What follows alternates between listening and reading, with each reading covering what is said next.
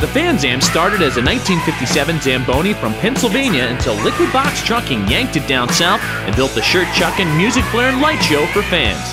Shooting over 50 shirts per game and taking over 2,000 fans on the ice for rides last season, the Fan Zam comes out knowing all eyes and cameras are focused on them. A fan favorite interactive attraction during South Carolina Stingrays games and numerous community events, the Fan Zam has been featured in newspapers, TV reports, radio promotions, church functions, charity events, schools, and shared on social media. We would like you to be a part of the excitement this season. Whether you're placing your name on the Fan Zam, a part of our ice crew team, t-shirt sponsor, or just coming to ride for free,